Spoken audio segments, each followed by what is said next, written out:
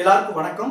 இப்போ பாத்தீங்கன்னா நம்மளுடைய இந்த BEd first year first semester அதுல வந்து பாத்தீங்கன்னா நம்ம இந்த வாரம் முழுவதும் கல்வி உளவியல் அந்த சப்ஜெக்ட் தான் நம்ம பார்த்துட்டு இருக்கோம். அந்த கல்வி உளவியல்ல நம்ம யூனிட் 3 பார்த்துட்டு இருக்கோம். சரிங்களா? அந்த யூனிட் 3ல இன்னைக்கு நம்ம என்ன கேள்வி பார்க்க போறோம் அப்படின்றத சொல்றதுக்கு முன்னாடி நம்ம கிளாஸ்ல ஜாயின் பண்ண சொல்லி நிறைய பேர் கால் பண்றீங்க. நம்ம கிளாஸ்ல நீங்க எப்படி ஜாயின் பண்ணணும்னா என்னுடைய மொபைல் நம்பர் 9159084262 இந்த நம்பருக்கு கால் பண்ணுங்க. நம்ம கிளாஸ்ல எப்படி ஜாயின் பண்ண சொல்லி உங்களுக்கு டீடைலா சொல்லுவாங்க. கிளாஸ் எப்படி பாத்தீங்கன்னா வாரத்துல 5 நாள் இருக்கும். மண்டே டு ஃப்ரைடே 5 நாள் இருக்கும். ஒவ்வொரு நாளும் அந்த கிளாஸ்க்குரிய நோட்ஸ் வந்து நம்ம கிளாஸ்ல ஜாயின் பண்ற எல்லாத்துக்கும் அவங்களுடைய வாட்ஸ்அப் நம்பருக்கே பிடிஎஃபா வந்துடும். கிளாஸ் வந்து நம்ம சேனல்ல அப்லோட் பண்ணிடுவேன். நீங்க ஃப்ரீயா இருக்க டயத்துல கிளாஸ் பார்த்துக்கலாம். எதுவுமே ஆன்லைன் கிளாஸ் கிடையாது. பட் அந்த நோட்ஸ் வந்து நம்ம கிளாஸ்ல ஜாயின் பண்ற எல்லாத்துக்கும் நான் பிடிஎஃபா அனுப்புவேன். அந்த நோட்ஸ் பாத்தீங்கன்னா நீங்க எக்ஸாமுக்கு எப்படி எழுதணுமோ அந்த மாதிரி நான் பிரசன்ட் பண்ணி கொடுத்துருப்பேன். முக்கியமான விஷயத்தை ஹைலைட் பண்ணி காட்டியிருப்பேன். வேற எந்த நோட்ஸும் நீங்க வாங்க தேவையில்லை. இதை நீங்க படிச்சாவே போதும். நீங்க நல்ல மார்க்ல நீங்க எடுத்துடலாம். சரிங்களா? ஓகே, நம்ம கிளாஸ்ல ஜாயின் பண்ணவங்க என்னுடைய நம்பருக்கு கால் பண்ணுங்க. சரிங்களா? ஓகே, இன்னைக்கு நம்ம பார்க்க போற கேள்வி ரொம்ப ரொம்ப முக்கியமான கேள்வி. நான் லாஸ்ட் கிளாஸ் நடந்ததும் இந்த கேள்வியும் இந்த ரெண்டுல ஏதாவது ஒரு கேள்வி வந்து கண்டிப்பா உங்களுக்கு எக்ஸாமுக்கு வரதுக்கான வாய்ப்பு அதிகமா இருக்கு.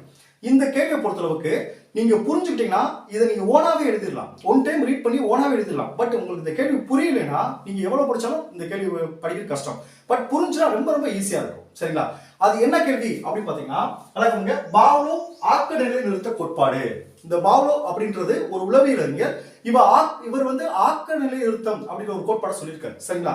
ஃபர்ஸ்ட் இந்த ஆக்க நிலை நிறுத்தம் அப்படின்னா என்னன்னு தெரிஞ்சா தான் இந்த கேள்வி புரியும். சரிங்களா? இந்த ஆக்க நிலை நிறுத்தம் இதை சொல்றதுக்கு முன்னாடி இவர் ஒரு பரிசோதனை பண்ணியிருக்காரு. நம்ம லாஸ்ட் ஒரு பரிசோதனை இவர் ஒரு பரிசோதனை பண்ணியிருக்காரு. அந்த பரிசோதனை என்னன்னு தெரிஞ்சா தான் இந்த கேள்வி உங்களுக்கு புரியும். சரிங்களா? அந்த பரிசோதனை என்னன்னு சொல்றேன், இது நல்லா கவனிச்சுங்க. இதுதான் அந்த கேள்வி ஒவ்வொரு டைம் வந்துகிட்டே இருக்கும். அடுத்து நம்ம சொல்ல போற ஒவ்வொருலையும் வந்துகிட்டே இருக்கும். சரிங்களா? இவர் என்ன பரிசோதனை பண்ணியிருக்காரு, இவருடைய பரிசோதனைக்கு என்னென்ன எடுத்துக்கிட்டாருன்னா ஒரு டாக் ஒன்று எடுத்துட்டாரு, ஒரு நாய் எடுத்துட்டாரு, அடுத்து பாத்தீங்கன்னா ஒரு கறி துண்டு சிக்கன் துண்டு எடுத்துட்டாரு, அடுத்து மணி ஒரு பெல் எடுத்துட்டாரு, நாலாவது பாத்தீங்கன்னா விளக்கு நம்ம எரியிற விளக்கு வந்து எடுத்துட்டாரு. சரிங்களா? இந்த நாலாவது சொன்ன விளக்கு இப்போ இந்த விளக்கு வந்து கடைசியா தான் உங்களுக்கு வரும். இப்போதைக்கு அதை எடுக்காதீங்க. ஃபர்ஸ்ட் 3 எடுத்துங்க. அதாவது ஒரு டாக்கு, அப்புறம் பெல், ஒரு மணி, அடுத்து கறி துண்டு. இந்த 3 விஷயத்தை பத்தி என்ன பரிசோதனை பண்ணிருக்கான்னு பாத்தீங்கன்னா ஒரு நாயை வந்து கூண்டுக்குள்ள அடைச்சிட்டாரு. அடைச்ச உடனேயும் சிக்கன் துண்டை கொண்டு போய் கொடுக்குறாரு. நாய்க்கு வந்து உமிழ்நீர் சுரக்குது. சிக்கனை பார்த்தோம். இது வந்து ஒரு இயற்கையான தூண்டல். ஒரு சிக்கனை பார்த்தோன்னே நாய்க்கு உமிழ்நீர் சுரப்பது ஒரு இயற்கையான தூண்டல். சரிங்களா? இவர் என்ன செஞ்சிருக்காருன்னா அந்த சிக்கன் துண்டை கொடுக்கறதுக்கு முன்னாடி ஒரு பெல் அடிக்கிறார். பெல் அடிச்ச பிறகுதான் சிக்கன் துண்டை கொடுக்குறாரு. நாய் சாப்பிட உமிழ்நீர் நாய் சுரக்குது. சரிங்களா? இப்போ என்ன செய்யறாரு, ஃபர்ஸ்ட் டைம் பெல் அடிக்கிறப்ப அந்த நாய்க்கு வந்து உமிழ்நீர் சுரக்கல, சிக்கனை கொண்டு போனோடனே உமிழ்நீர் சுரக்குது. அடுத்து 2வது நாள் என்ன செய்யறாரு, அதே மாதிரி பெல் அடிக்கிறாரு, அந்த சிக்கன் துண்டை கொடுக்குறாரு. நாய்க்கு வந்து சிக்கன் துண்டை பார்த்த பிறகு அந்த பெல் அந்த உமிழ்நீர் சுரக்குது. இப்படி பண்ணிட்டே இருக்கப்ப நாடுகள் என்ன செஞ்சுன்னா அந்த பெல்லை அடிச்ச உடனேயும் அந்த நாய்க்கு வந்து உமிழ்நீர் சுரக்க ஆரம்பிச்சிருது. ஏன்னா அந்த பெல் அடிச்சு நமக்கு சிக்கன் துண்டு வரும் அப்படி அது தெரிஞ்சிருச்சு. அப்ப பாருங்க, இப்போ உணவு கொடுக்கறது நாய் சாப்பிட்றது இது வந்து ஒரு இயற்கையான தூண்டல். ஆனா அந்த பெல்லு அந்த மணி அடிக்கிற பாத்தீங்களா, அப்ப அந்த மணி அடிக்கிறப்ப அது உமிழ்நீர் சுரந்துருது. அப்ப அந்த மணி அடிக்கிறது ஒரு செயற்கை தூண்டல். அப்போ ஒரு இயற்கை தூண்டலுடன் செயற்கை தூண்டலை சேர்த்து கொடுக்குறப்ப அந்த ஆக்க நிலை நிறுத்தம் ஏற்படுது அப்படின்னு சொல்றாரு. இப்போ உங்களுக்கு புரிஞ்சிச்சா? அந்த பெல் அடிச்ச பிறகு பெல் அடிச்ச உடனே அது உமிழ்நீர் சுரக்க ஆரம்பிச்சிருது. அப்ப அந்த பெல் அடிக்கின்றது ஒரு செயற்கை தூண்டல். அப்ப ஒரு செயற்கை தூண்டல் மூலமா ஒரு உயிருக்கு வந்து ஆக்க நிலை நிறுத்தத்தை ஏற்படுத்த முடியுதுன்னு சொல்றாரு. சரியா? இப்போ உங்களுக்கு புரிஞ்சிச்சு. இப்போ பாருங்க, ஆக்க நிலை நிறுத்தம்னா என்ன நான் சொல்றேன், நீங்க கவனிங்க. இப்போ பாருங்க, ஒரு செயற்கை தூண்டல் அது மணி தெரியும். அடுத்து இயற்கை தூண்டலோடு இணைத்து கொடுப்பதோடு இயற்கை தூண்டல் அது சிக்கன் துண்டு. அது இயற்கை தூண்டலோடு இணைத்து கொடுப்பதன் மூலம் அவை இரண்டிற்கும் இடையே ஒரு தொடர்பு ஏற்பட்டு அதன் மூலம் கற்றலினை ஆக்கலை எடுத்த கற்றலுக்கு கொடுப்பார். அதன் மூலம் என்னது, அந்த உயிரை வந்து கத்துக்க வைக்கிறோம், அது உண்மையை சுரக்க வைக்கிறோம். இதைத்தான் என்ன சொன்னா ஆக்க நிலை நிறுத்தம் அப்படின்னு சொல்லுவாங்க. இப்போ உங்களுக்கு புரிஞ்சுக்கணும்னு நினைக்கிறேன். இந்த இதை அடிப்படையா வச்சு அவர் 5 விதமான விதிகள் உருவாக்கியிருக்காரு. இந்த பாவ்லோன்றவர் 5 விதமான விதிகள் உருவாக்கியிருக்காரு. அந்த ஒவ்வொரு விதியும் நீங்க புரிஞ்சுக்கிட்டீங்கன்னா ஈஸியா இருக்கும். சரிங்களா? ஃபர்ஸ்ட் அந்த 5 விதமான விதிகள் என்ன அப்படின்னு ஃபர்ஸ்ட் பாருங்க. ஒன்று பாருங்க, அவர் உருவாக்கிய 5 விதமான விதிகள்ல ஒன்று பாருங்க, உருவாதல் விதி. 2 ஆக்க நிலை நிறுத்தம் அழிந்து போதல். 3 பொதுமைப்படுத்துதல் விதி. 4 வேறுபடுத்தி அறிதல் அல்லது பிரித்து உணர்தல். 5 2ஆம் நிலை ஆக்க நிலை நிறுத்தம். 5 விதிகள் சொல்றாரு. ஃபர்ஸ்ட் ஒவ்வொன்றா பார்ப்போம். ஃபர்ஸ்ட் வந்து உருவாதல் விதி. உருவாதல் விதினா என்ன சார் அப்படி பாத்தீங்கன்னா நல்லா கவனிச்சுங்க. இது அப்படியே சொன்னதுதான். உருவாதல் விதி அப்படின்றது பாருங்க, செயற்கை தூண்டலையும் இயற்கை தூண்டலையும் கால இடைவெளியின்றி ஒன்றை தொடர்ந்து ஒன்றாக அழைத்தால் செயற்கை தூண்டலும் இயற்கை தூண்டலுக்குரிய துலங்களை வரவழைக்கும் தன்மையை பெற்று ஆக்க நிலை நிறுத்தம் ஏற்படும். இப்ப சொன்னதுதான் உங்களுக்கு ஒரு செயற்கை தூண்டுறது மணி, இயற்கை தூண்டுறது அந்த கரித்துண்டு. அப்போ ஒரு செயற்கை தூண்டலை இயற்கை தூண்டல் இணைத்து கொடுக்கிறப்ப ஒரு ஆக்க நிறுத்தம் ஏற்படுது. இதை சொல்றாங்க. இப்ப இந்த இமேஜை பாருங்க, இது கொஞ்சம் புரியாது, இப்ப நான் சொன்னேன்னா உங்களுக்கு ஈஸியா புரியும். சரிங்களா? இந்த இமேஜை பாருங்க, நல்லா கவனிங்க. சிஎஸ் அப்படி கொடுத்துருக்காங்க. அடுத்து யூசிஎஸ். சிஎஸ்ன்றது நல்லா கவனிச்சுங்க, சிஎஸ்ன்றது கண்டிஷனல் ஸ்டிமுலஸ். சிஎஸ்ன்றது கண்டிஷனல் ஸ்டிமுலஸ், நல்லா கவனிச்சுங்க. அடுத்து யூசிஎஸ்ன்றது அன்கண்டிஷனல் ஸ்டிமுலஸ். இது ரெண்டு தான் ஃபர்ஸ்ட் தெரிஞ்சுக்கோங்க, அப்புறம் நான் சொல்ல புரியுங்க. கவனிங்க. சிஎஸ் அப்படின்றது மணி ஓசை அடிக்கிறாங்க. அப்போ கண்டிஷனல் ஸ்டிமுலஸ், மணின்றது கண்டிஷனல். அடுத்து பாருங்க அன்கண்டிஷனல் ஸ்டிமுலஸ், மணி அடிச்சவனையும் உணவு கொண்டு போய் கொடுக்குறாங்க, அந்த கரித்துண்டை காட்டுறாங்க, உமிழ்நீர் சுரக்குது. இது அன்கண்டிஷனல் ஸ்டிமுலஸ். அப்போ என்னது, மணி அடிச்சவனையும் உணவு உடனே கொண்டு போய் கொடுக்குறாங்க, அது உமிழ்நீர் சுரக்குது. இது என்னன்னா, அது மணி அடிச்சதுக்காக அது உமிழ்நீர் சுரக்கல, அந்த மணி அடிச்சு உணவு கொண்டு வரல, அதுக்காக தான் உமிழ்நீர் சுரக்குது. அடுத்து ரெண்டாவது பாருங்க, அதேதான் கண்டிஷனல் ஸ்டிமுலஸ், மணி அடிக்கிறோம், அடுத்து கொஞ்ச நேரம் கழிச்சு உணவை கொண்டு போய் கொடுக்குறோம், உமிழ்நீர் சுரக்குது. இது ரெண்டாவது கட்டம், அது அன்கண்டிஷனல் ஸ்டிமுலஸ். சரிங்களா? அடுத்து பாருங்க மூணாவது பாருங்க, அடுத்து கண்டிஷனல் ஸ்டிமுலஸ்.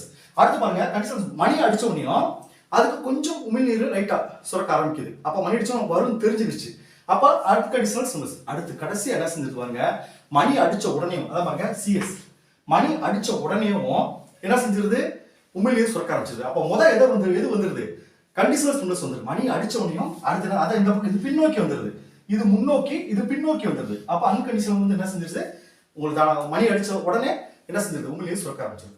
சோ இதுதான் உங்களுக்கு இது. அப்ப சிஎஸ்ன்றது என்ன, கண்டிஷனல் ஸ்டிமுலஸ். அடுத்து யூசிஎஸ்னா அன்கண்டிஷனல் ஸ்டிமுலஸ். சரிங்களா? இப்போ உங்களுக்கு புரிஞ்சுச்சா?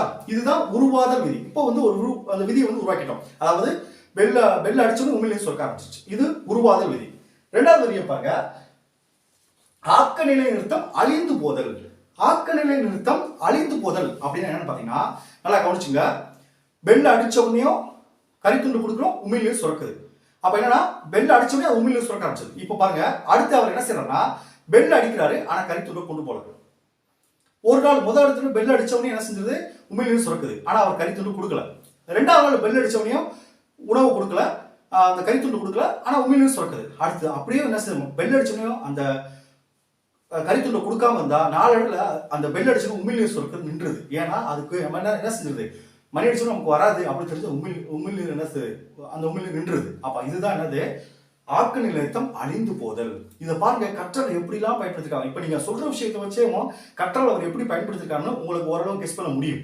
சரிங்களா? அப்ப அதான் பாருங்க, கட்டுப்படுத்தப்பட்ட துலங்களை வெளிப்படுத்தி, கட்டுப்படுத்தப்பட்ட துலங்கள்னா கண்டிஷனல் ஸ்டிமுலஸ் சொல்லியிருக்கேன், அது மணி ஓசை. அதான் கட்டுப்படுத்தப்பட்ட துலங்களை வெளிப்படுத்திய பின் தொடர்ந்து இயல்பான தூண்டலை அந்த கரித்துண்டு கொடுக்கிறது, அதை வலுவூட்டியாக வழங்காமல் இருந்தால், அந்த கரித்துண்டை வழங்காமல் இருந்தால் கட்டுப்படுத்தப்பட்ட துலங்கள் அந்த மணி அடிச்சவனையும் வலுவிழந்து கடைசியில் மறைந்தே போகும். சரிங்களா? இப்போ உங்களுக்கு புரிஞ்சுச்சா, ஆக்க நிலை நிறுத்தம் அழிந்து போதல் தெரிஞ்சுச்சா? அடுத்து மூணாவது பாருங்க, பொதுமைப்படுத்துதல் விதி. அதான் சார் பொதுமைப்படுத்துதல் விதி. இப்ப பாருங்க, ஃபர்ஸ்ட் என்னது, ஒரு பெல் அடிச்ச உடனேயும் இதுல என்ன பயன்படுத்திருக்காங்கன்னா, பெல் அடிக்குது, அடுத்து கரித்துண்டு கொடுக்குறாரு, உமிழ்நீர் சுரக்குது. அப்போ அடுத்த நாளடைவுல பெல் அடிச்சோம், உமிழ்நீர் சுரக்குது. இதுதான் கான்செப்ட். இப்ப இதுல என்ன சொன்னா, அந்த பெல்லுக்கு பதிலா அந்த டைம்ல வேற ஒரு இசையை கொடுக்குறாரு. பெல்லுக்கு பதிலா அந்த டைம்ல வேற ஒரு ஒலி எழுப்புது. ஆனா வேற ஒரு ஒலி எழுப்புனாலும் உமிழ்நீர் நாய்க்கு சுரக்குது. சரிங்களா? அப்ப பாருங்க, பொதுமைப்படுத்தல் விதி. அந்த டைம்ல எந்த ஒலி கேட்டாலும் தானாவே ஆக்க நிலை நிறுத்தம் ஏற்படுது. நல்லா புரிஞ்சுச்சு உங்களுக்கு? இதைத்தான் என்ன சொல்லுவாங்க அவங்க, பொதுமைப்படுத்தல் விதி. அதான் பாருங்க, ஒரு குறிப்பிட்ட தூண்டலுக்கு உருவான துலங்களை எந்த குணமுடைய அதை ஒத்த குணமுடைய பிற தூண்டல்களை கொண்டு பெறுவதனை பொதுமைப்படுத்தல் விதி என்கிறோம். மணி அடிச்சா அது உமிழ்நீர் சுரக்கும், ஆனா அதே இடத்துல அந்த வேற ஒரு பெல்ல ஒலி எழுப்பினாலும் உமிழ்நீர் சுரக்குது.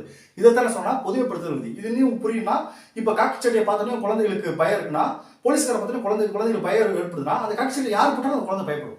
அதே மாதிரிதான் இது. சரிங்களா? அடுத்து பாருங்க, வேறுபடுத்தி அறிதல் பிரித்து உணர்தல். பாருங்க, வேறுபடுத்தி அறிதல் அல்லது பிரித்து உணர்தல். இது என்ன சார் அப்படின்னா, பாருங்க, வேறுபடுத்தல் அல்லது பிரித்து உணர்தல் என்பது ஒரு குறிப்பிட்ட துண்டலுக்கு ஒரு வகையான துலங்களும் அதே வகையை சேர்ந்த வேறுபட்ட துலங்களுக்கும் வேறுபட்ட துலங்களையும் அளிப்பது ஆகும். அதை என்ன சொல்ல பாருங்க, என்ன சொல்றாங்க, அழைப்பு மணிக்கு ஆக்க நிலைநிறுத்தம் செய்யப்பட்ட நாய் பாருங்க, அழைப்பு மணி அடிச்சவனையும் உமிழ்நீர் சுரக்குது பாருங்க. அழைப்பு மணி ஓசைக்கு உமிழ்நீர் சுரக்கும் போது மட்டும் உணவு அளித்து வேறு வகையான ஒலிப்பான்களுக்கு உமிழ்நீர் சுரக்கும் போது உணவு அளிக்காமல் இருந்தால், நல்லா கவனிச்சுக்க. இதுக்கு முன்னாடி செஞ்சது அந்த பெல் அடிச்சவனே உணவு கொடுத்துட்டோம். ஆனா இந்த தடவை என்ன செய்யறாங்கன்னா, முதல் பெல் அடிக்குது, நம்ம நார்மலா மணியை வச்சு அடிக்கிறோம், அதுக்கு முன்னாடி அந்த வேற ஓசையை வச்சு அடிக்கிறோம். நல்லா கவனிச்சுக்க. ஃபர்ஸ்ட் மணி ஓசை அடிக்கிறோம், அதுக்கு பிறகு வேற ஓசை ஒன்று அதுக்கு எழுப்புறோம். அப்போ வந்து நம்ம உணவு கொடுக்காமல் இருந்தா, கண்டினியூஸா இருந்தா அது உமிழ்நீர் சுரக்கிறத நிறுத்திடுது. ஏன்னா அது எந்த பெல்லுக்கு வந்து நம்ம உணவு கொடுப்பாங்க அப்படின்றது கன்ஃபியூஸ் ஆயிடுது. அப்ப என்ன செய்யுது, அந்த சவுண்டு கேட்கிறப்ப அது என்ன ரியாக்ட் பண்ணணும்னு தெரியாம அது குலைக்க ஆரம்பிக்கும், என்ன செய்ய ஆரம்பிக்கும். அதை சொல்ற பாருங்க, உணவு வேறு வகையான ஒலிப்பான்களுக்கு உமிழ்நீர் சுரக்கும் போது உணவு அளிக்காமல் இருந்தால் நாயானது அழைப்பு மணி ஓசைக்கு மட்டுமே உமிழ்நீர் சுரக்கும். அதே வகையை சேர்ந்த வேறு ஒலிப்பான்கள் ஓசைக்கு உமிழ்நீர் சுரக்காது. சரிங்களா? இதே ரெண்டு இசையும் ஒண்ணு போல இருந்துச்சுன்னா அது குழப்பம் ஏற்பட்டு குறைக்க ஆரம்பிக்கும். அதான் கீழே சொல்லியிருப்பாங்க. சரிங்களா? அடுத்து பாருங்க, இரண்டாம் நிலை ஆக்க நிலை நிறுத்தம். இப்ப இந்த விஷயம் இந்த இதுல தான் பாத்தீங்கன்னா அந்த விளக்கு சொன்ன பாத்தீங்களா, ஃபர்ஸ்ட் வந்து நாலாவது விஷயம் விளக்கு ஒன்று ஏற்படுத்தல. இப்ப என்னது, அந்த மணி ஓசைக்கு முன்னாடி அந்த நாய் முன்னாடி ஒரு விளக்கு ஏற்றி வைக்கிறாரு. அந்த விளக்கை ஏற்றி வச்சுட்டு அதுக்கு பிறகு பெல் அடிக்கிறாரு, அதுக்கு பிறகு உணவு கொடுக்குறாரு. இப்ப நான் என்ன செய்யணும்னா, அந்த விளக்கை ஏற்றி வைக்கும் போதேவும் உமிழ்நீர் சுரக்க ஆரம்பிச்சிருக்கு. அது பழக்கமா இருப்ப சுரக்க ஆரம்பிச்சிச்சு. அப்ப இதுதான் இரண்டாம் நிலை ஆக்க நிலை நிறுத்தம். அது இரண்டாவது விஷயமா கருத்தாங்க. சரிங்களா? இதைத்தான் 5 விதையா சொல்லியிருக்காங்க. அதான் பாருங்க, ஆக்க நிலை நிறுத்தம் என்பது தொடர்பற்ற ஒரு தூண்டலை மற்றொரு இயல்பான அல்லது இயற்கையான தூண்டலோடு இணைத்து தருவதன் மூலம் ஒரு தொடர்பினை ஏற்படுத்தி இயல்பான தூண்டலுக்குரிய துலங்களை தொடர்பற்ற தூண்டலுக்கு பெற்று தருவதாகும். சரிங்களா? இப்போ உங்களுக்கு புரிஞ்சுச்சா? அப்ப விளக்கு அடுத்து மணி ஓசை, அப்ப விளக்கு ஏத்துறப்ப அந்த நாய் வந்து என்ன உமிழ்நீர் சுரக்க ஆரம்பிச்சது. இதுதான் இந்த கான்செப்ட். இப்போ நான் உங்களுக்கு பிடிஎஃப், நான் கிளாஸ் டைம் எல்லாத்துக்கும் இந்த பிடிஎஃப் அனுப்பிச்சிருப்பேன். இப்போ உங்களுக்கு ஈஸியா புரியும். Okay, thank you students. நம்ம நெக்ஸ்ட் கிளாஸ்ல பார்ப்போம்.